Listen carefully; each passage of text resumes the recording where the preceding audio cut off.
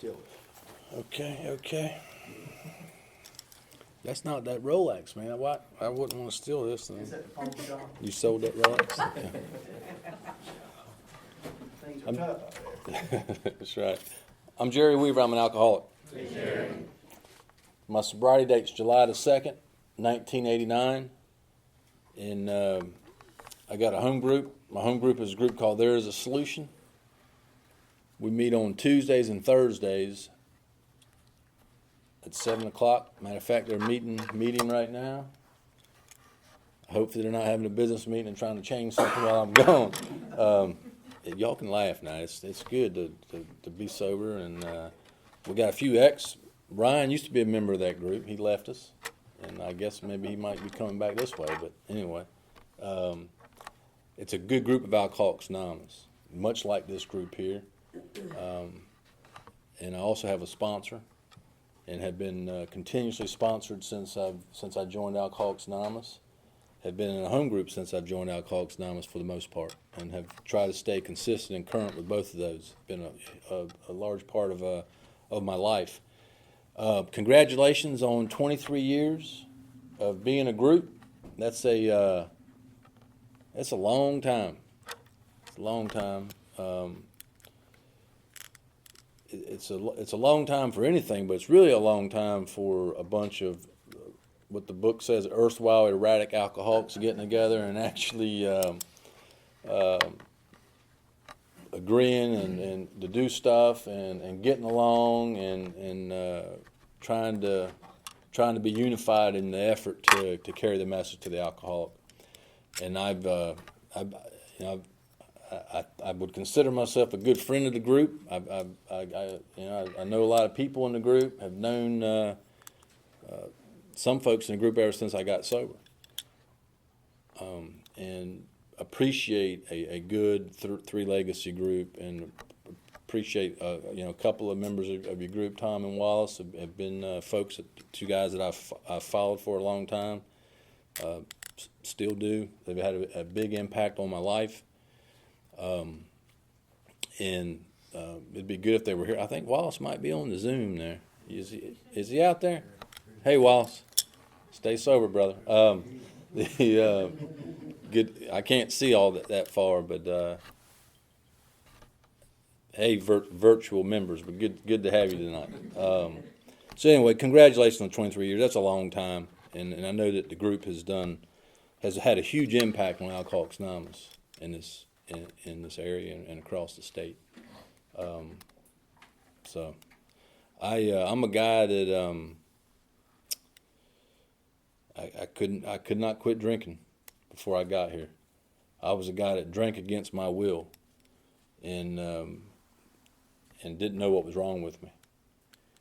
And if medicine or psychiatry or religion would have worked for me, you'd have a different speaker here tonight. Because I tried all those, and none of them worked to keep me sober, to arrest my alcoholism and keep me sober. For a real alcoholic, those things don't work.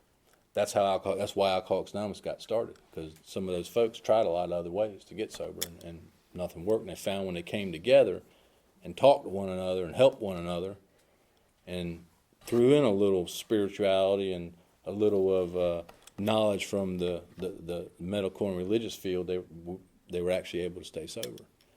And that's how our steps and our traditions and everything else came about. So I'm grateful to say that I'm grateful to be sober tonight, and be a member of Alcoholics Anonymous is an understatement. Because before I got here, I was absolutely hopeless and absolutely worthless. If you don't believe, you can ask my mom. She'll confirm it. And I'm not that way anymore because of the program. And what happened to me, I was thinking when we were sitting there, so best I can tell, about 31 years ago to the day, I was at this place in Broadslab. I don't know if anybody knows where Broadslab, North Carolina is. Good. there was an old honky-tonk, juke joint, whatever you want to call it. I don't remember if it was called Country Junction or Sherrill's. I don't remember, but I know that I was there with some folks, and those folks wanted to leave, and I was having a good time, and I wasn't ready to leave. And they left me. That led to hooking up with a guy named Squirrel Man. And some girl that was like Squirrel Man's, I don't know, she basically did whatever he told her to do. And Squirrel Man was an old dude. I didn't know him until I met him there at that place, and he looked like an old prisoner of war, and he had this big old beard and was just skinny as a rail. And anyway, I hooked up with them, and they agreed to give me a ride home. And so we went back to my house. Now I'm living in a house in Coates, North Carolina, that we're getting ready to lose because I can't make no payment on it, and it's infested with fleas. And I don't know. My wife is gone. She's off doing her thing, and we really weren't we weren't really together at that time. But anyway,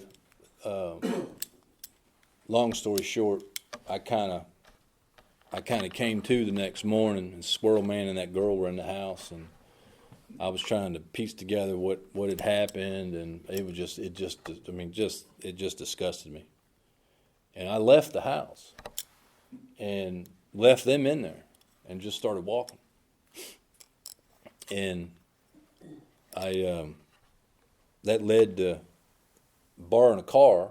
Now I had a car, 72 Volkswagen Beetle. It was bright orange. It's not a good car for an alcoholic because you can see it from forever. And once the police know it's yours, then, right? But the motor had blown up in it, so it didn't run. It was sitting in the backyard. And I borrowed a car from a friend of mine named Shaggy. Now, Shaggy his real name was Brian, but he looked like Shaggy on the Scooby-Doo cartoon. And he had this old 82 Grand Prix. It was beat all to heck. The door wasn't shut all the way. One of the windows wouldn't roll all the way down. But I borrowed it from him. But I was just that morning. I was just disgusted with myself. I hated the way I was living. I hated what I was doing. I drove that car back to that house. The Squirrel Man and that girl were gone, which I was grateful for. And I pulled that.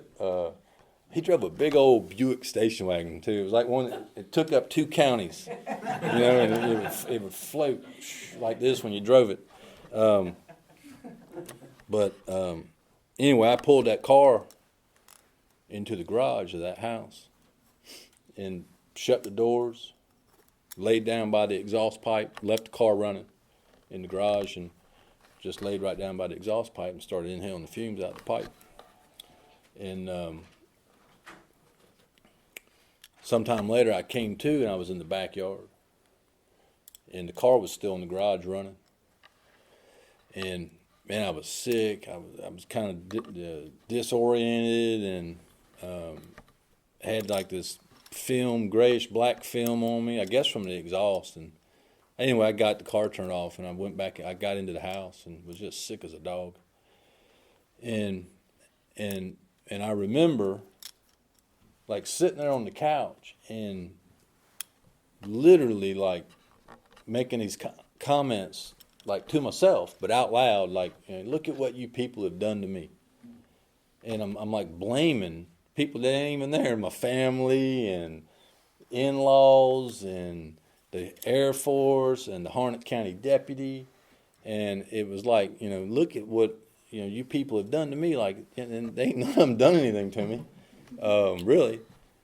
And I just lived in this delusion of, thinking that the world was out to get me and that I had been given a bad hand. Everybody else had been given a good hand, and if people would just, leave me alone or give me some money in a better place to stay, things would be different. And what happened was that was the 3rd suicide attempt in about 3 or 4 months. And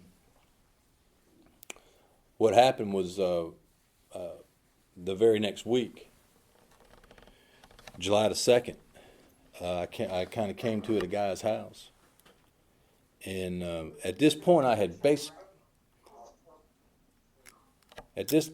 basically just given up living, and I had just kind of accepted the fact that I was going to die, and kind of welcomed it. And people were kind of leaving me alone. Nobody was like putting pressure on me to do anything or get my life in order or anything like that. And I came to this guy's house and I made a decision to go to the grocery store and write another bad check. So I left his house that morning. Best I can tell, it was about 6 in the morning, and started walking down Old Fairground Road, and it was like it was not a blinding bush or blinding light or burning bush experience. It was just this like moment of clarity came about that said, man, you need to, you just turned 22 years old. Your life should be starting. It shouldn't be ending. And it was like I wanted to drink, didn't want to drink, wanted to die, didn't want to die. I think our book, Alcoholics Anonymous, kind of describes that as the jumping off place. And now I didn't know what was wrong with me. I didn't know I had alcoholism. I'd never heard of that. I'd never heard anything about Alcoholics Anonymous or 12 Steps or anything like that. So I didn't know what was wrong with me that morning. But it was like my whole life just flashed before my eyes, and I saw myself for what I was, which was just an absolute zero. I was like a walking dead man. And I said, there's got to be something better than this. I remember saying that out loud, and then I said, God, please help me. And what happened when I said, God, please help me, was that what I can tell you is I've been sober ever since that moment. Now, I didn't have any kind of poof, magical feeling or experience, but I believe that some kind of surrender happened, grace, if you want to call it that, something that I didn't ask for, or I guess I did ask for it when I prayed, but I didn't know what I was asking for. I was just asking for help. But some kind of unwarranted power came over me. And what happened right after I said that prayer, I was walking down the road, about 10 after 6 at this point, best I can remember. I looked over, and there was this little wooden house. It was about half the size of this room. And the front door was open. The screen door was closed, but the regular door was open. And I looked in, and there was an elderly lady sitting in a chair in there. And I was like, our eyes like caught. And next thing I know, I'm up on the front porch. Now, what I can tell you is that ain't me. There ain't no way I'm going to walk up on somebody's front porch at 10 after 6 in the morning. But I walked up to the porch, and I looked in at her, and I asked her if I could use her phone. And she said, yeah, come on in. And I walked in, and I called my dad.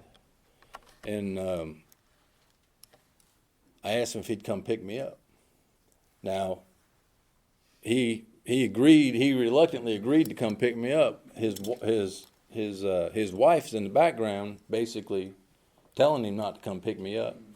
They're getting ready to go off on a beach trip, and they're getting ready to actually leave. And here I am, trying to get him to change those plans to come pick me up. And she wasn't real happy about that. I had stolen a car from her a few weeks before that too, and that didn't go over very well. And she came out to go to work, and the car ain't there. And I was like, well, I always say you shouldn't have left the key in it, but it's like, but the relationships were not good. But anyway, he came and he picked me up, and at that point, if somebody would have asked me, if you'd have just come up to me and asked me, hey, does anybody care about you? I would have told you no. I said, no, nobody cares about me.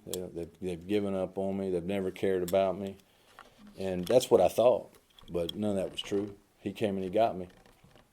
Kind of crushed the last lie I had, which was that nobody cared. And when I got into the car, I can remember this here like it was yesterday. Right when I got into the car, I said, I need some help. Now, what I can tell you is I had never really said it like that before. I mean, I had cried in front of church congregations and told them I wanted help, and I'd cried to some other people to act like I wanted to help just to get out of trouble.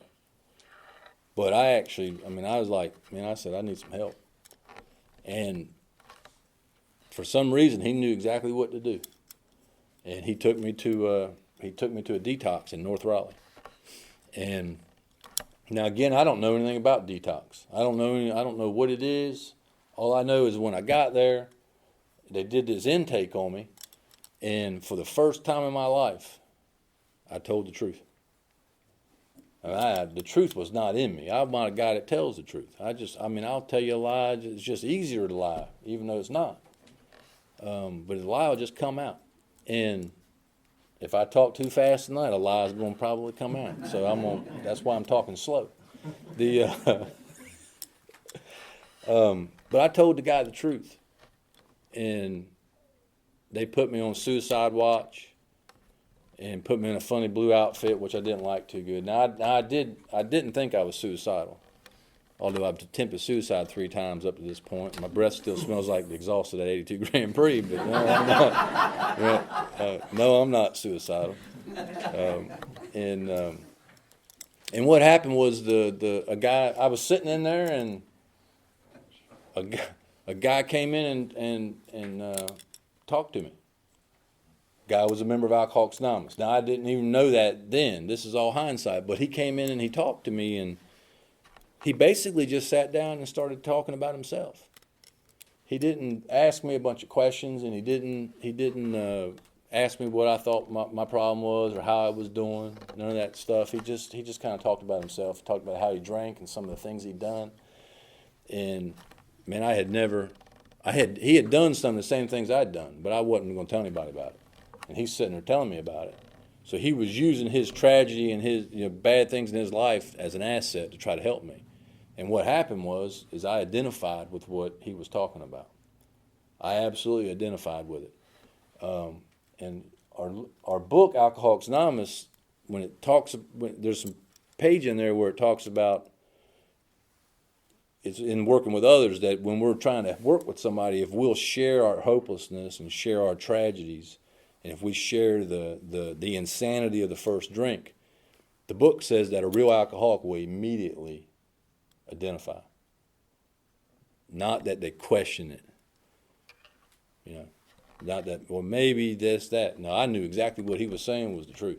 Now, I didn't understand it, but I knew that what he was talking about was the truth. I knew it. I knew I had it then. I know even more today. I got it today. Alcoholism.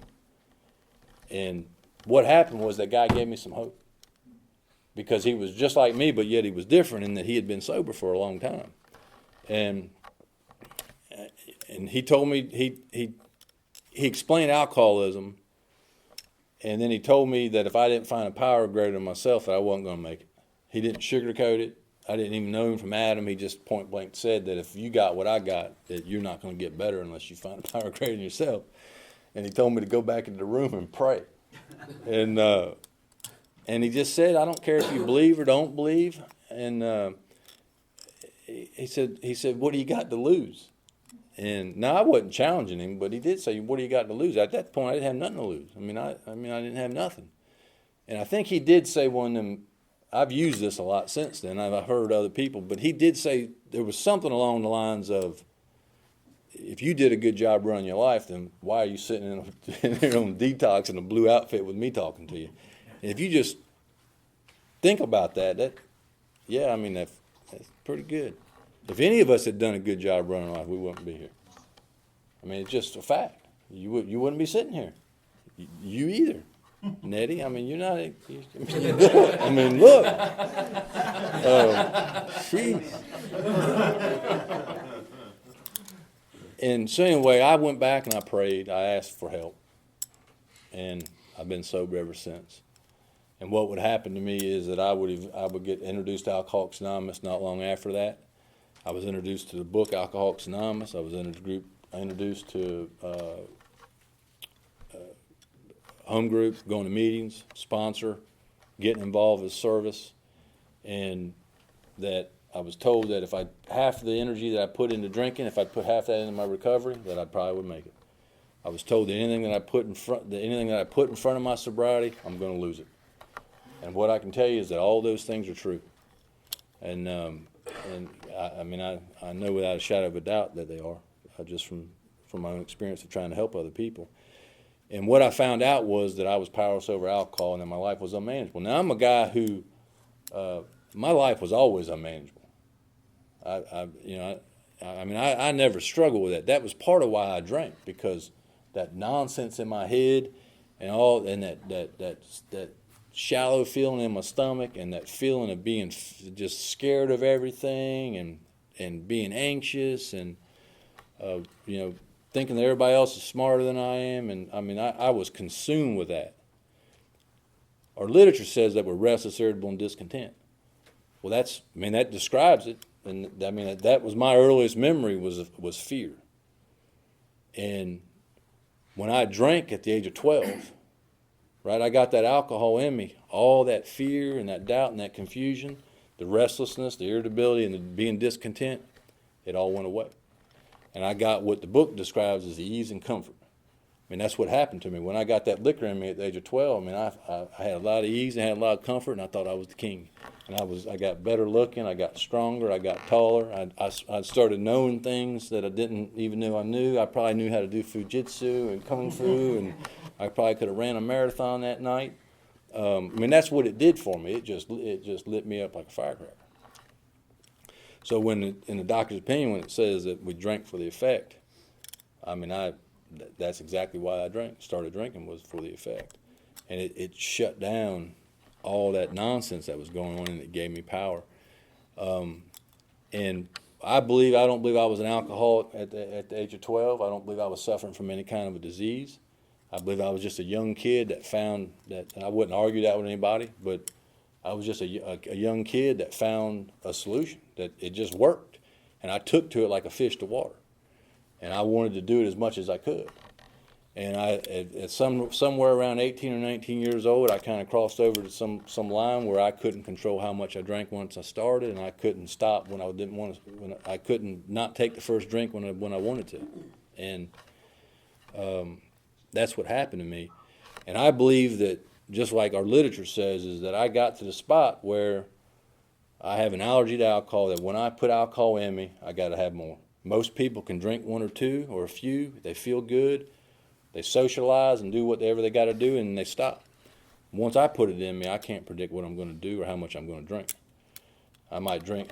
I might drink in Fayetteville one night, end up in Cranes Creek, and not even know how I got there. I've done that before, actually. And that I still got that today. I don't believe that the allergy has left me. I believe it's exactly what it says in the doctor's opinion, that we must believe that our bodies are as sick, just like our mind. And so I'm a walking dead man around if I take a drink. And the only way to fix that is to not put the alcohol in you. The problem is I got a mind that has become obsessed and has become warped. The book says it's warped and drugged. Actually, if you read the book Alcoholics Anonymous, that's what it says, that our minds get warped and drugged and twisted. And what happens is I got this obsession that I'm going to take a drink once I start thinking about it, no matter what. I attempted suicide the second time. I shot up some mange poison. Now, I had this dog that had the mange, and I thought that maybe since it kills the mange, maybe it'll kill a man. I shot that stuff up my arm one night to die.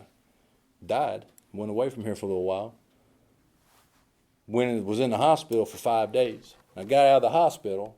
I knew I would never drink again. I just knew I would after going through that experience. I was out of the hospital for 3 days. I left Pope Air Force Base with the intent of going straight home. Right when I got out the gate, my mind's like, man, Jerry, you probably could drink some beer. Stay away from that hard stuff. And then the other piece is like a devil and the angel talking, right? The devil's telling you to drink, angel's telling you not to drink. And I was like, no, you better get home like you know you should. Then the thought comes, well, just buy some 8-ounce beers instead of 12 or the 16 ounces. I like quarts back then. They used to make these 32-ounce glass quarts. The Budweiser, those things were awesome. don't think they make them anymore. You probably got to get the big 40 now or whatever. That's 8 ounces too much. Yeah, that gets hot before you can, not if you drink it fast, I guess not. But anyway, I convinced myself that if I bought an 8-pack of ponies, the small ones, it'd be okay. Then I said no, and then the next thought was, well, if you eat a Slim Jim before you drink the beer, you'll be okay. And so what happened was I bought a Slim Jim and 8-pack of ponies in Anderson Creek and ate the Slim Jim and drank the beer, and then I was off to the races. So when the book talks about the insanity of the first drink, which is the main problem of the alcoholic, it centers in my mind. So when I killed myself and was in the hospital and devastated my family, devastated myself, I couldn't bring that into my mind with sufficient amount of force to stop me from taking the first drink. That all that stuff is just pushed aside for the idea that this is okay or this is going to be different. And when a person drinks themselves into that, they're beyond human aid. And I knew I was beyond human aid when I was introduced to that first step. I had so many people try to help me. I had so many people try to love me. I had so many people try to threaten me, and I would still drink. I had so many reasons to not drink, and my mind would just invariably, man, it's going to be okay this time. And that's the crux of the problem, is that if I don't find a power to stop me from taking that first drink, I'm in trouble. If I don't find a defense against that first drink, I'm just going to keep drinking. And I know I had that back then. I know I got it today. That, in a nutshell, I'm powerless over alcohol because once I start drinking, I can't stop. And I got a mind that tells me it's okay to do it. And I was taught early on that the purpose of those steps, if you believe you're powerless over alcohol and your life's unmanageable, the purpose of those steps is to help me find a power. Help me find a power to stay sober, stay away from the first drink. Help me find a power to manage my life better. Hence the steps, and I went right into the steps. I believed that I took step 2. Basically, what happened to me was I was told to forget everything I thought I knew and to try to just keep things simple. You don't have to understand anything or have any kind of analytical, knowledge of anything. Matter of fact, it's best that you don't. And what happened to me was I took a quick inventory and looked back over my life. All those people, all those times I should have been in jail and wasn't, all those times I should have died and I didn't. I just believed that there was a power that helped me get through that crazy, chaotic life. Drinking that might help me stay sober. I didn't put a label on it or anything like that, and I just believed that there was a power. And just like the book says, is that all I had to do was be willing to believe that there's a power greater than myself. I don't have to have any great knowledge of it, and however limited it is, it's sufficient enough. And I turned my will and my life over to that power. I said a prayer, and I basically begged God to help me. That's what I did. And really what that looked like early on for me was going to meetings and talking to people and having a sponsor, trying to get involved, doing anything that I can do to keep my mind and myself busy. And most importantly, moving on with the steps. And, that's what I did. I started writing a 4-step. And I wrote a 4-step, got at some resentments and some fears and some crazy behavior. I shared that with a guy. I was 5 weeks sober. And I shared that with a guy, and my life started to change. What happened to me was I saw for the first time in my life that I did a poor job running my life. I saw for the first time in my life that it wasn't my parents' fault. It wasn't the Air Force's fault. It wasn't the Harnett County deputy's fault. It wasn't the wife's fault. I took accountability for my life for the very first time, and I don't know, it was just an eye-opening experience for me to realize that I had a skewed perception of life. I had a skewed perception of the world, and I had a skewed perception of people that I thought had done nothing but wrong me, and they were all out to get me. And I saw, I guess, how self-centered and how self-conscious I was. I thought the whole world was all the time talking about me and thinking about me. I'm a guy that, a fire could start out in Wisconsin, and I wonder if they think I did it. That's how self-centered I am. I remember when Ronald Reagan got shot, I thought, Hinckley shot him. I was like, why don't they think I had something to do with that? But that's how, now I'm not making that up. That's just how that's just how self-centered I am. And I started to, that really started, I really started seeing the truth about that as I stayed sober. But even in that first inventory, I started to realize that I was a pretty sick dude. And that, you know, people aren't sitting around thinking about me like that. And I early on after that fifth step, that 6 and 7 just kind of seemed like filler material for, you know, that I just said, yeah, I'm ready to change. And I moved on and I started making amends. And so I made some financial amends, or made arrangements for financial amends. I went and talked to some family members, and I'm about 8 weeks sober when that happened. And what happened to me, the first 6 months I was sober, I learned more about life and I learned more about myself than I had the previous 22 years. And my life started to change. And I started to see the value in actually being honest, even though I haven't always been honest. I've seen the value in it. But I started to realize that when I started acting different and started to you know, treat people differently and stop working angles and play games, that I got different results. And I started to learn how to walk through fear. I'm a guy that's full of fear. I mean that has never completely left me. But especially the first several years I was sober, I woke up consumed with fear. And because of people in Alcoholics Anonymous, and because of God, and because of practices of praying and reading and pausing, I've been able to walk through fear. Still feel it, but I've been able to keep doing what I'm supposed to do. Or I've been able to show up in places where I didn't want to show up. I've been able to take actions that I wouldn't want to take because of the program.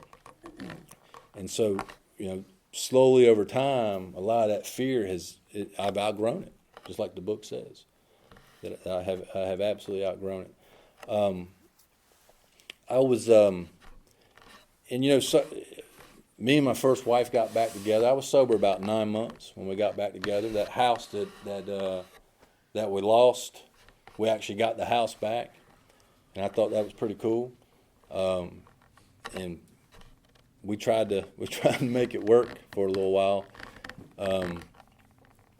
But we ended up, I don't know, we were together for, I was about 4 years sober, and we separated.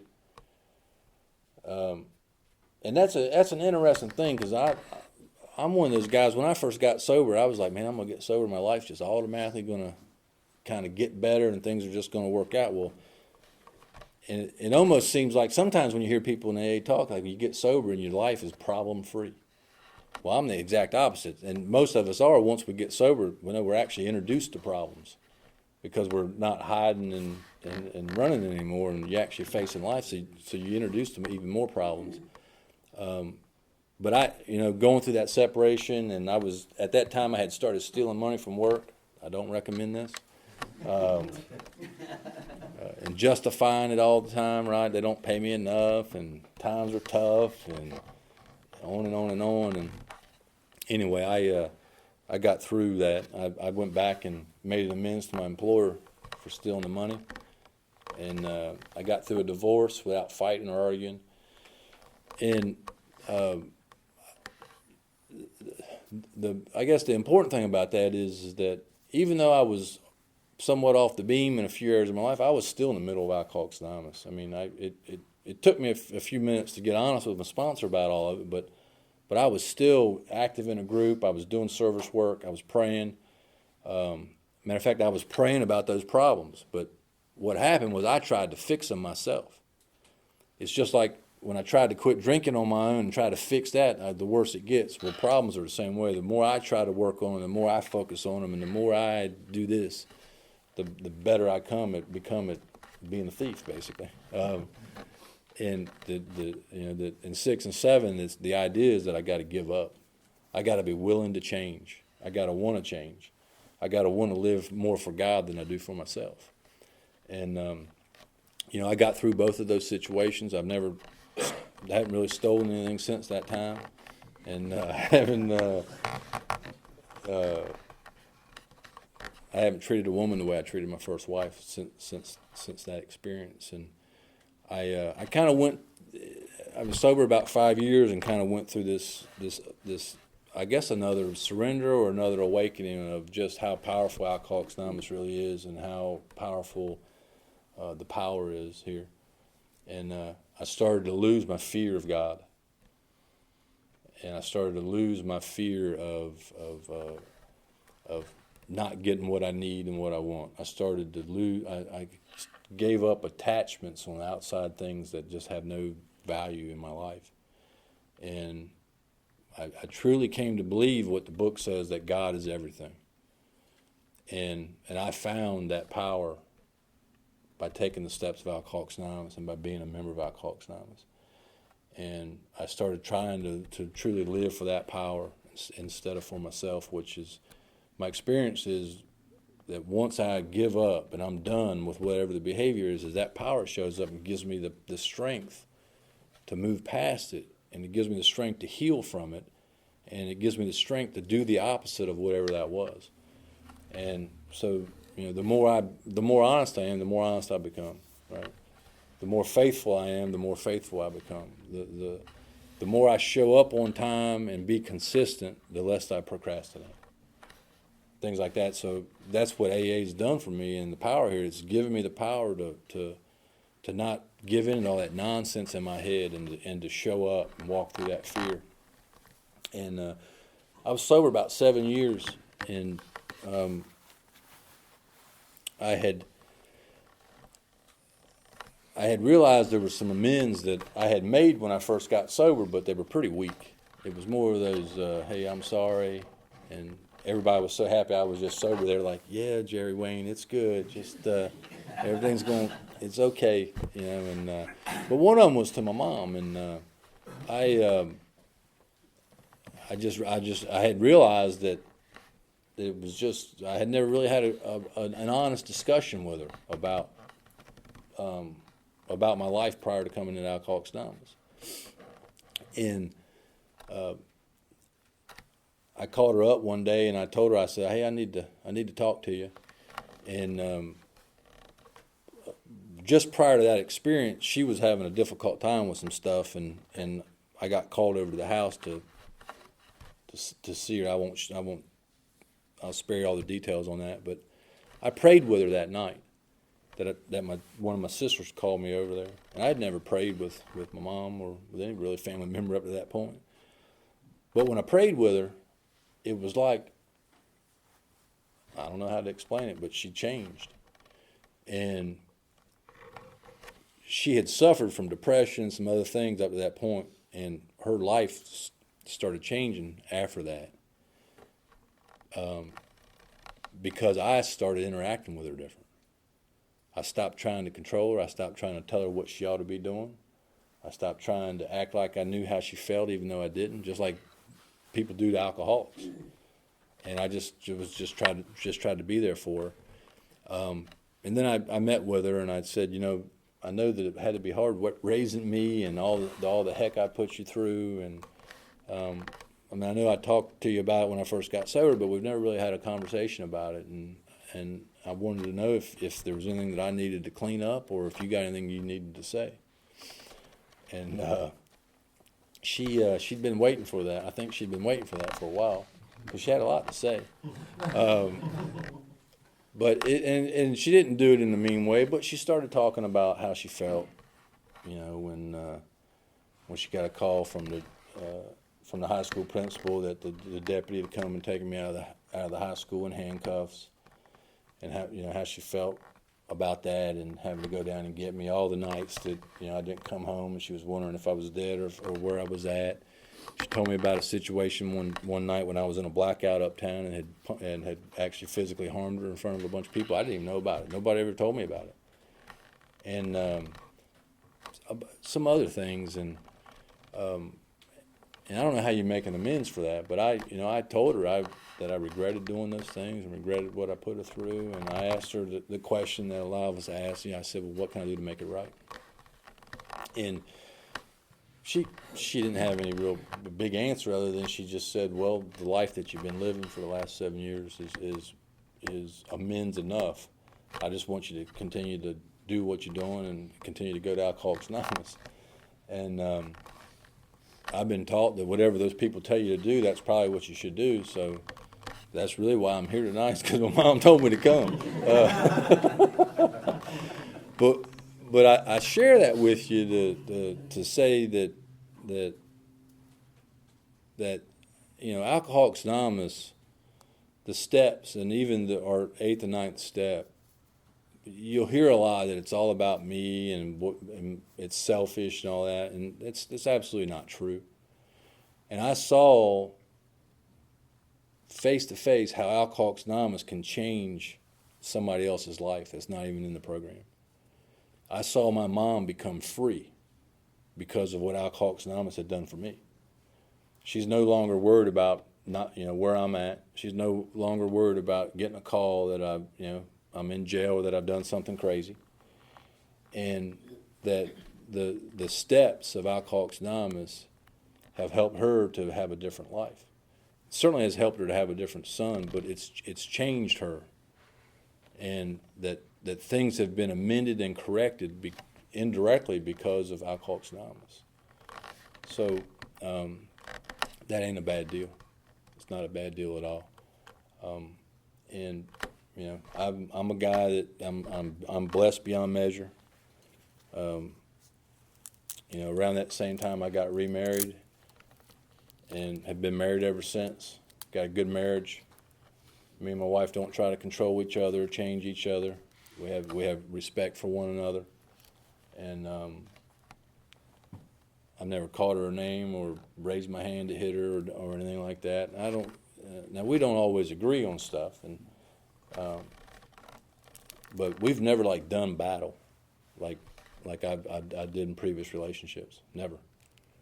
Now, mostly probably because of her, not me, but I think it's because Alcoholics Anonymous works. And I've had an excellent and incredible career ever since stealing money from work. I stayed with that business for a long time and became an executive with them, doing stuff that I'm not capable of doing. And I believe all that's because of steps and traditions and following good suggestions from people in the program. And most importantly, that Alcoholics Anonymous has given me purpose. It's that purpose is to serve God and try to help other people. And the most of that work for me is in Alcoholics Anonymous, trying to help alcoholics. But we're given the ability to be of service everywhere we go, not just here, everywhere. I'm grateful for that. I do believe what the literature says is that we've recovered and we've been given the power to help others. We've been given the power to avert death and misery for other people by sharing our experience, by sharing our tragedies, and by sharing the hopelessness and the hope that we have. And I stand here tonight grateful. I've been given power in Alcoholics Anonymous, and that power has helped me to have confidence and strength to go way beyond whatever I thought I could do. And that power is real. It's not part-time. It's not recreational. I haven't changed a bit of what I do the last 5 months. I spared you the soapbox speech early on about everything that's been going on in the world. But that power is real. It's here 24 hours a day, 7 days a week. And so I appreciate y'all listening to me. And congratulations on 23 years. It's a long time. Thanks.